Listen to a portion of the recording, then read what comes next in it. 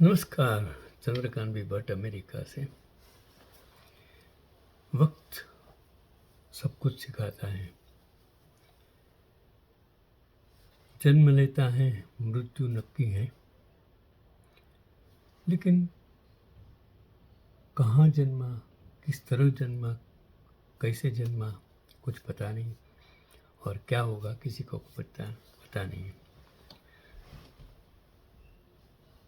तो मैं ऐसे लोगों की बात करना चाहता हूँ कि किसी को मांगनी पड़ी भीख, तो कोई पाई पाई को तरसा। बॉलीवुड के वो 9 बदनसीब सितारे जिनका अंत बेहद भयानक और दुखद रहा।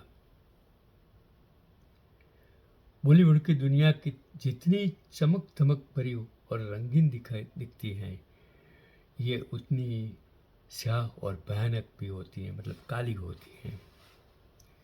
हर दिन भारत के कोने कोने से ना जाने कितने लोग बॉलीवुड में अपनी किस्मत आजमाने पहुंचते हैं। आज जमाना बदल गया है, वो एक दौर था।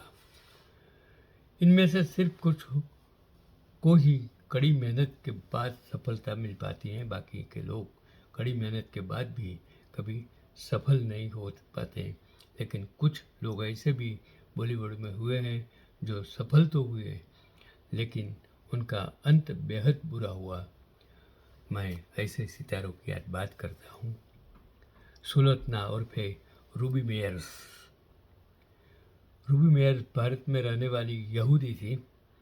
वे हिंदी तक भी ठीक से नहीं बोल पाती थी, लेकिन फिर भी सुलोचना के नाम से मशहूर रूबी मेयर्स अपने ज़माने की सबसे महंगी अभिनेत्री थी।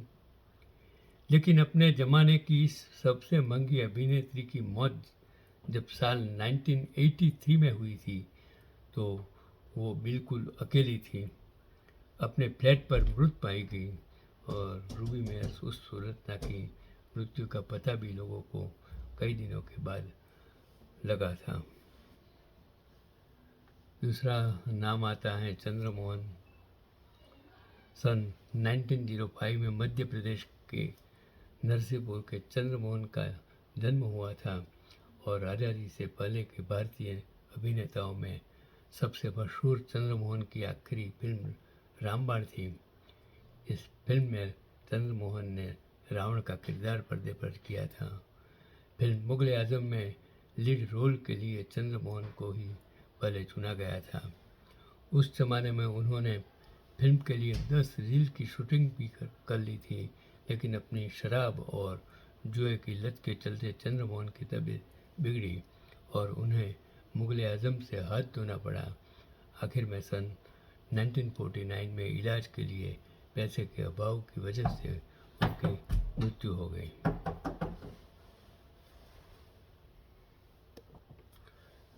कुकू मुरे। कुकू मुरे एक एंग्लो भारतीय डांसर थी।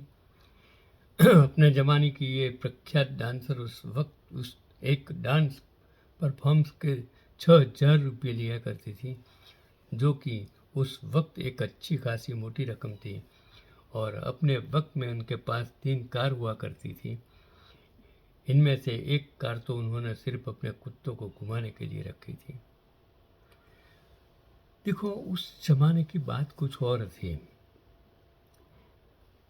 आज के ज़माने के युवा लोगों को किसी को ये नाम भी पता नहीं है, लेकिन मैंने वो दौर देखा है। लेकिन जब हेलन की बॉलीवुड में एंट्री हुई तो धीरे धीरे कुकू मुरे की कुछ कम होती चली। फिर एक वक्त ऐसा आया कि कुकू मुरे का करियर बिल्कुल ख़त्म हो गया और 52 साल की उम्र में कैंसर से उसकी मृत्यु हो गई। कभी बॉलीवुड की सबसे महंगी डांसर की कुकू मुरे के पास अपने आखिरी वक्त में पेन किलर खरीदने के भी पैसे नहीं बचे थे। यही हाल है।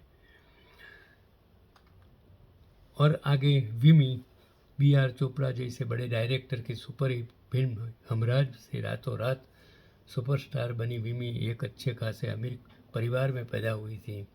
इनकी शादी भी एक अमीर परिवार में हुई थी। इनके पति शिव अग्रवाल ने अपने घर वालों की नाराज़गी के बाद भी विमी को फिल्मों में काम करने में सपोर्ट किया, लेकिन फिर वक्त ने कुछ ऐसी पलटी मारी कि इधर विमी का फिल्म करियर भी चौपट होने लगा और इधर इनके पति का बिजनेस भी। पति पत्नी के बीच अनबन रहने लगी और फिर बाद में दोनों ने तलाक ले लिए। तलाक के बाद विमी शराब की लत का शिकार हो गई और फिर एक दिन किसी ने इन्हें नानावती हॉस्पिटल के जनरल वार्ड में भर्ती कराया और विमी को शराब की लत की वजह से गंभीर बीमारी हो गई और उनकी मौत हो गई और इनका अंतिम संस्कार करने वाला भी कोई नहीं था। कैसी कम नसीब कहानी मैं आपको सुना रहा हूँ। ये कि हंगल, इनका पूरा नाम था अवतार किशन हंगल। एक स्वतंत्रता सेनानी भी थे। 50 साल की उम्र में उन्होंने फिल्म इंडस्ट्री से जुड़े उनके दोस्त बलराज सहानी और कैफी आदमी की सलाह पर फिल्मों में काम करना शुरू किया। 97 साल की उम्र में साल 2012 में उनकी मृत्यु हो गई। आखिरी वक्त में इनके पास अपने इलाज तक के लिए भी पैसे नहीं थे। मैं इन लोगों की जो बात करता हूँ उसकी अंतिम परिस्थिति बहुत बुरी थी। भगवान दादा, बॉलीवुड का पहला कॉमेडियन, इन्हें भी माना जाता है कि ये भगवान दादा एक्टर, डायरेक्टर और लेखक के तौर पर भगवान दादा ने शुरुआत में खूब सफलता हासिल की। मुंबई में इनका 25 बेडरूम्स वाला एक आलीशान बंगला था और उनके पास अपनी 7 कारें थीं। लेकिन बाद में एक के बाद एक फ्लॉप फिल्मों की वजह से ये भारी कर्ज में बोझ तले दब गए। उन्हें अपना घर और अपनी गाड़ियाँ बेचनी पड़ी। ये सब अपने परिवार के साथ मुंबई की एक चाल में रहने आ गए। धीरे धीरे फिल्म इंडस्ट्री ने इनके दोस्त इनसे कटने लगे, लेकिन दिलीप कुमार, सुनील दत्त, ओम प्रकाश और जॉनी लीवर जैसे इनके दोस्तों ने तब भी इनका साथ नहीं छोड़ा। आखिरकार साल 2002 में 89 साल की उम्र में इनकी मृत्यु हो गई। और अचला सचदेव, वो मेरी जोहरान जबी गाना तो आपने भी सुना होगा। उस गाने में अचला सचदेव भी थी। यूँ तो अचला सचदेव ने बतौर बाल अभिनेता की फिल्मों में काम करना शुरू कर दिया था, लेकिन उन्हें पहचान मिली उस वक्त जब वे फिल्मों में माँ और दीदी के रोल करने लगी। और अचला सचदेव की 2 शादियाँ हुई थी। इन्होंने एक जन सेवा फाउंडेशन को अपना घर भी दान कर दिया था, लेकिन जब वे बीमार हुई तो किसी ने उसे एक सहकारी अस्पताल में भर्ती करा दिया। इनकी देखरेख करने वाला कोई भी वहाँ नहीं था। न तो उनकी बेटी इनसे मिलने आई जो कि मुंबई में ही रहती थी, और न ही उनका बेटा जो कि अमेरिका में रहता था, और आखिरकार उनकी मौत हो गई। मैंने आपको ये सब की दर्द भरी कहानी सुनाई, जो कभी टॉप पर थे, कभी आसमान में उड़ते थे, लेकिन कभी न कभी जीवन में ऐसा होता है। तब आपको सोचना होगा कि पिछली ज़िंदगी के लिए आपको क्या करना चाहिए। यही आज का पैगाम।